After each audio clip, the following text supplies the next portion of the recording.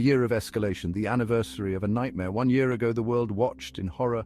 October 7th marked a turning point in the Middle East. The fragile peace shattered. The Israel-Lebanon Gaza-Iran conflict exploded. Now, 12 months later, the region teeters on the brink. The anniversary serves as a stark reminder. The situation has only worsened.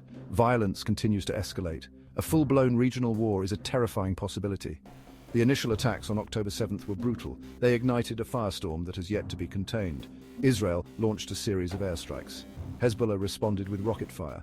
Caught in the middle were innocent civilians, their lives upended, their homes destroyed.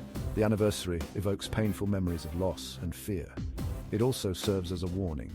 The worst may be yet to come. Israel wasted no time in responding to what it perceived as an act of war. The Israel Defense Forces, or IDF, launched Operation Iron Sword. Their target Hezbollah strongholds in Lebanon. Beirut, the capital city, shook under the weight of the assault. Southern Lebanon, a Hezbollah heartland, faced the brunt of Israel's fury. Airstrikes pounded suspected weapons depots, training camps, and command centers. The IDF declared its mission to degrade Hezbollah's military capabilities. They aimed to cripple the organization's ability to launch attacks against Israel. The strikes were relentless, a display of overwhelming military force, yet for every target neutralized, the specter of civilian casualties loomed large. The international community condemned the rising death toll. Still, Israel remained undeterred, determined to dismantle Hezbollah's infrastructure. Hezbollah, never one to back down from a fight, responded with a show of force of their own.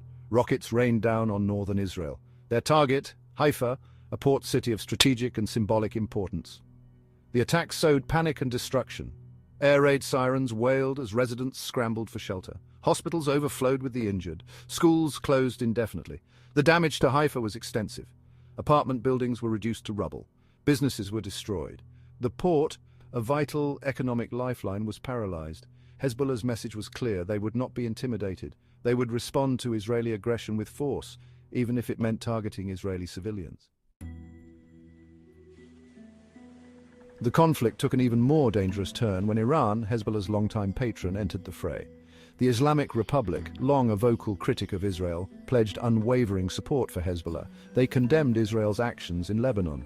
Then, in a move that sent shockwaves through the region, Iran launched its own missile attack against Israeli targets. The Iranian missile attack marked a significant escalation. It raised the stakes of the conflict exponentially.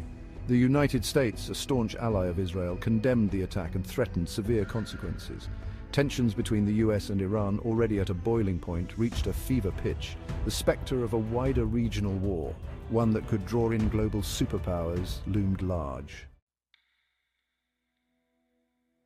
Section 5, the world reacts. Condemnation and calls for restraint. The international community watched the escalating conflict with growing alarm. World leaders issued statements of condemnation. The United Nations called for an immediate ceasefire. Protests erupted in cities around the world, with demonstrators demanding an end to the violence. France, which has historical ties to Lebanon, took a leading role in diplomatic efforts. French President Emmanuel Macron engaged in shuttle diplomacy, speaking with leaders from all sides. The goal was to de-escalate the situation and find a path to peace. But suspicion ran deep and the cycle of violence continued. Section 6. A humanitarian catastrophe, Gaza and Lebanon in ruins. Lost in the geopolitical maneuvering was the human cost of the conflict. In Gaza and Lebanon, the situation was nothing short of a humanitarian catastrophe. The relentless bombardments had reduced entire neighborhoods to rubble. Hospitals, already overwhelmed before the fighting began, struggled to cope with the influx of casualties. The United Nations estimated that hundreds of thousands of people had been displaced by the fighting. They were forced to flee their homes, seeking refuge in overcrowded shelters or in neighboring countries. The lack of clean water, food, and medical supplies exacerbated the already dire situation. Aid agencies struggled to reach those in need, their efforts hampered by ongoing fighting and bureaucratic hurdles. Section 7, the spectre of regional war, a world on edge.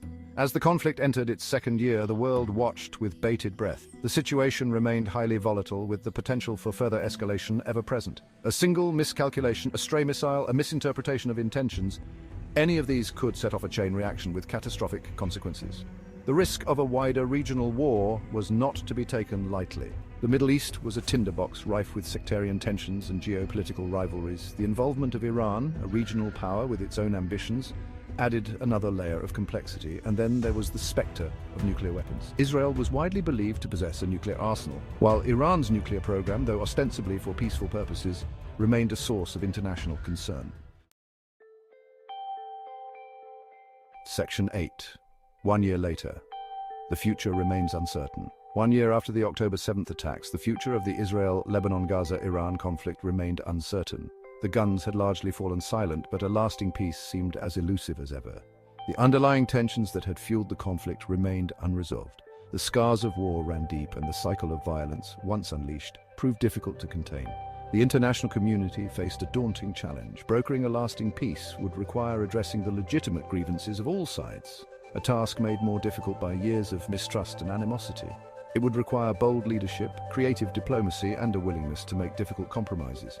The alternative, a descent into another cycle of violence, was too horrific to contemplate. Yet, as the anniversary of the October 7th attacks demonstrated, the path to peace was paved with the broken promises of the past.